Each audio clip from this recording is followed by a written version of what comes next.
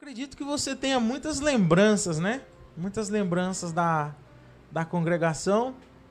A gente conversava pela noite, você me falava de como era construída a congregação, você lembra?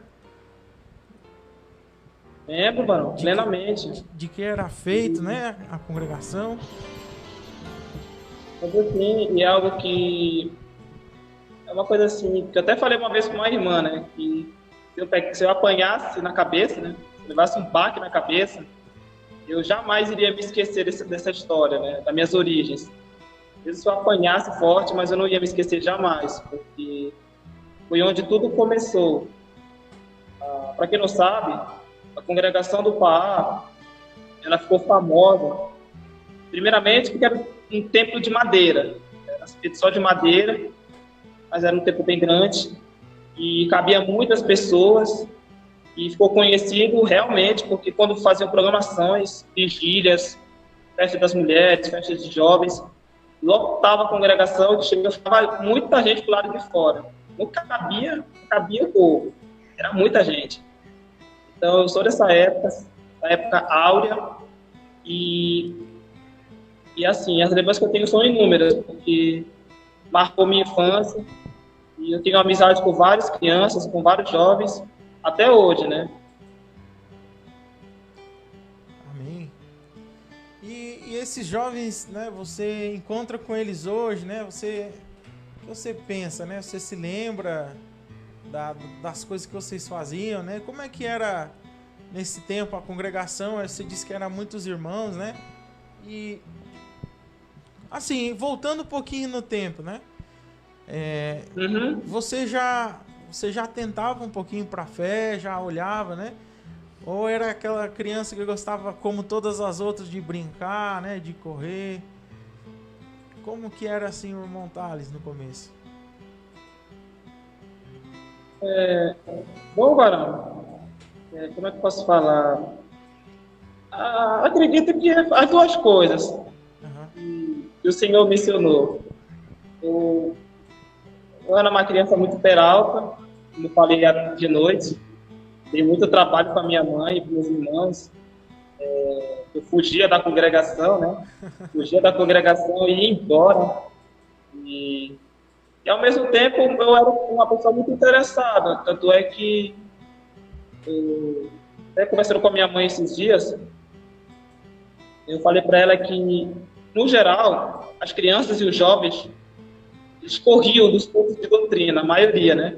Quando era culto de doutrinação, a maioria dos jovens corriam. E eu ficava lá, sentado no banco. Às vezes era culto de 3 horas de tempo, 3 horas e meia, mas eu estava lá sentado. Então, minha infância se divide nesses dois aspectos. Um lado, fujão, e o segundo lado, estudioso, dedicado para obedecer a palavra de Deus. E como disse o apóstolo Paulo para Timóteo, né? Bem sei que tu conheces as sagradas letras desde a tua mocidade. Então, esse texto se aplica muito comigo, porque hoje, graças a Deus, me botarem para assistir uma palestra de 3 horas, 4 horas de tempo, eu aguento, por causa da minha infância. Sinceridade. Ou seja, você já estava sendo treinado já, né, irmão? De pequeno. Irmão, Positivo, você me contou um positivo. fato engraçado ontem que aconteceu, né? Quando a gente preparava a entrevista, você me contou um Uhum. fato engraçado e ao mesmo tempo preocupante, né? Foi aquela história lá da Sacramento. A história de quando você era pequenininho e aí gostava muito de andar até de ônibus, né? Ah, tá, das aventuras, né? As aventuras. Mano, eu sou muito aventureiro. Era, no caso, né?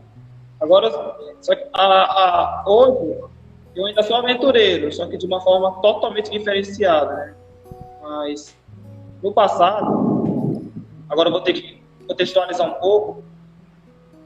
9 anos de idade, meu pai foi embora de casa, se separou da minha mãe e, como toda a família, né? A família sofre as consequências de uma separação. Então, ficou numa situação muito difícil.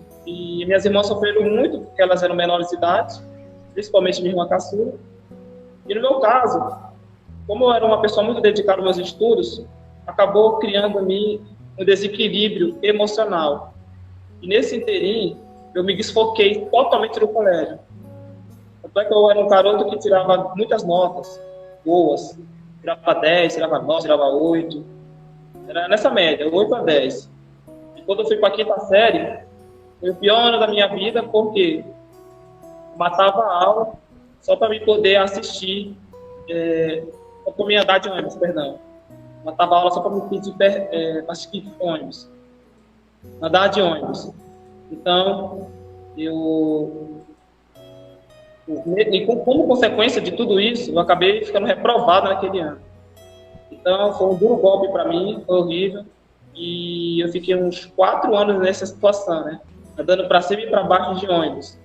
Eu ia para um lado e para o outro. E eu, como eu falei de noite, eu andava para todos os cantos, atrás de casa de jogos, atrás de fliperama, videogame. E eu ia para Belém, Ananindeua, Marituba, Mosqueiro. E eu quase com uma idade de 12 anos, 13 anos. Não tinha documento, não tinha nada. Então, varão, hoje eu digo o seguinte: a mão do Senhor me protegeu. E eu falo com toda alegria isso. Deus me guardou em todos os momentos, em todas as situações. Me meti em diversas confusões. Mas Deus sempre teve Ele me guardando e me protegendo. E tudo isso se sucedeu por conta dessa separação, né, que ocorreu na minha família. E, no finalizar esse ponto, como sabe, eu sou filho de rodoviário, meu pai é motorista de ônibus, e ônibus sempre foi minha paixão, né? Eu gosto muito de ônibus. Então, por isso que eu tive esse pequeno surto, né? Eu acabei, vamos dizer, me abalando um pouco, e acabei, vamos dizer assim, indo para as aventuras para querer, vamos dizer assim, fugir, né, dessa realidade, né? Tentar espairar a cabeça. Eu achava que isso era bom, eu achava que isso era o máximo, eu achava que isso era proveitoso, eu achava que isso era bonito, belo aos meus olhos.